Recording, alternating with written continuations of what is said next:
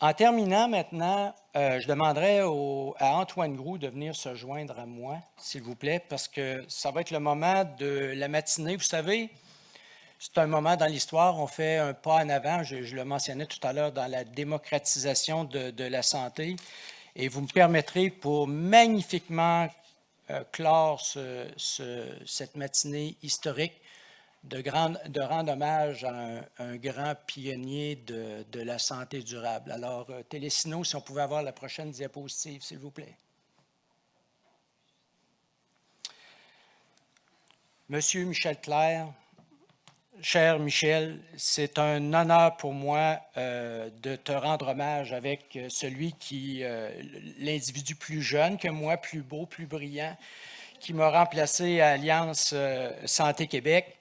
Alors moi, j'ai eu l'opportunité, lorsqu'on m'a demandé, vous avez entendu de Jacques Simard, notre vice-doyen tout à l'heure, l'histoire de la création d'Alliance Santé Québec. Alors, octobre 2013, un ancien politicien très célèbre, M.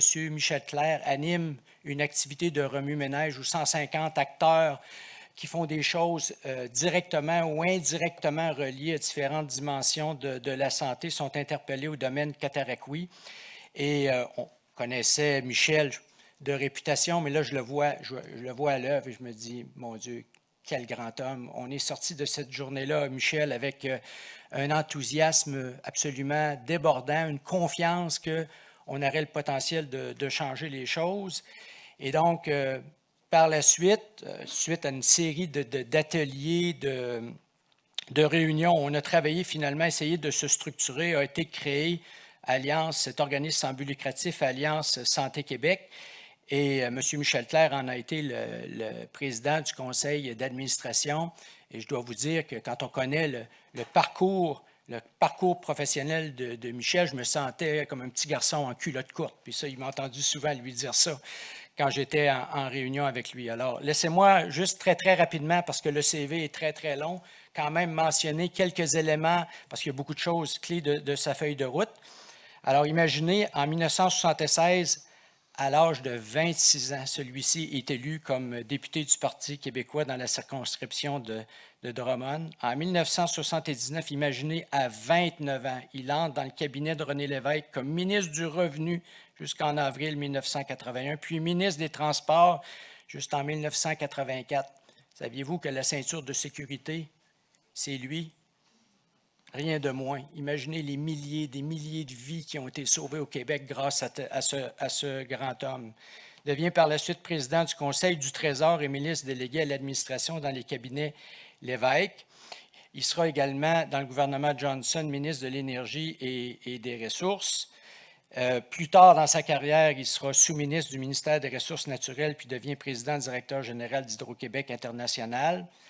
La fameuse commission Clerc 2000-2001, ben, c'est M. Michel Clerc et on en parle encore, vous le savez, il est fréquemment consulté dans les médias, interpellé pour animer ce débat qui persiste toujours.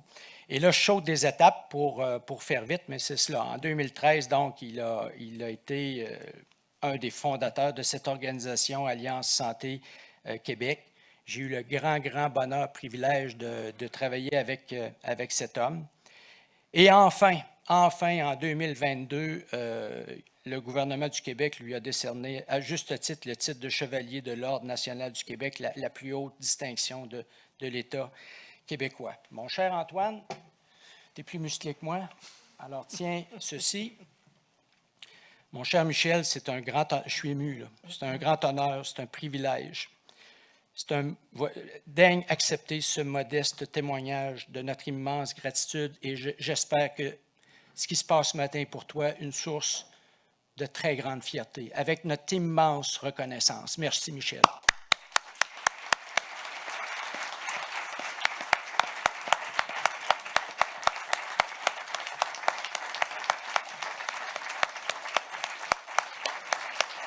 Bravo.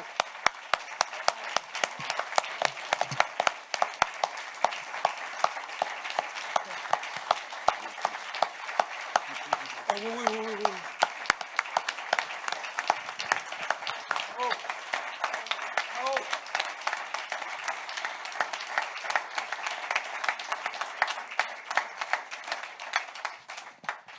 Merci Jean-Pierre et Antoine.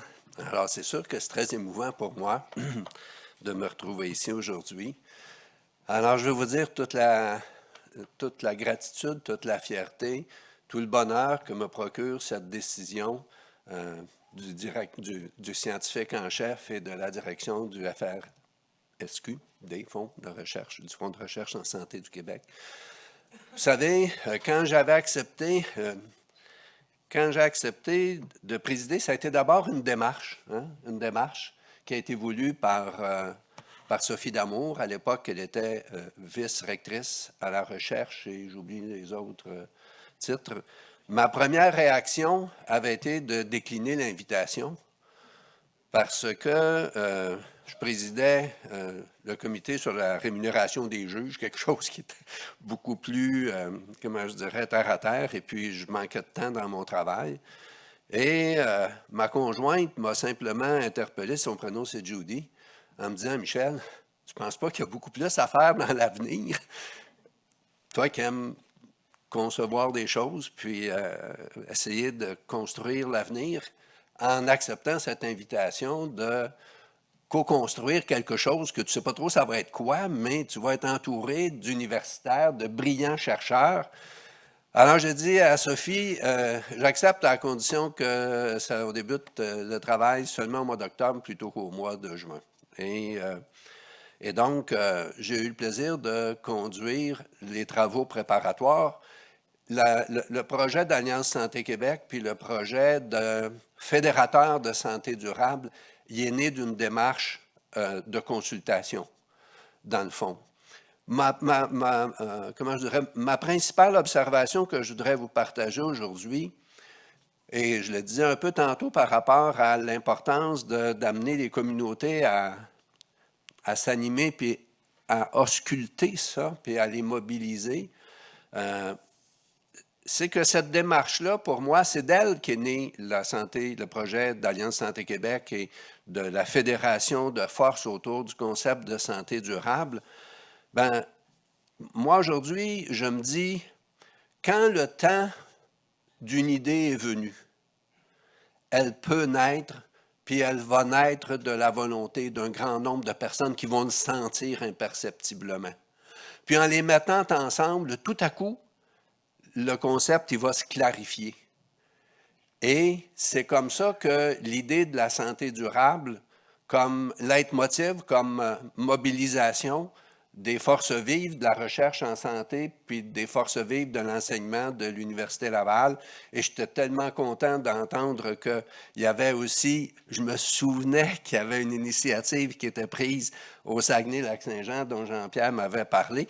Ça aussi, c'est une preuve que quand le temps d'une idée est venu, ça prend juste des personnes qui vont la saisir, qui vont lui donner une forme et qui vont être capables de mobiliser.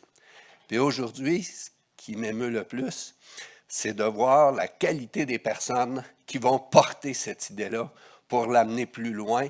Et moi, je pense que l'honneur que vous me faites par cet hommage-là, ben, si ça peut être simplement une occasion de vous inviter tous à vous engager pleinement dans le rayonnement, le développement de cette idée-là et son enracinement dans les sociétés, comme le disait tantôt le recteur de l'université, et je pense aussi Sylvain Gaudreault. Je pense que ça va être une très grande contribution à notre société.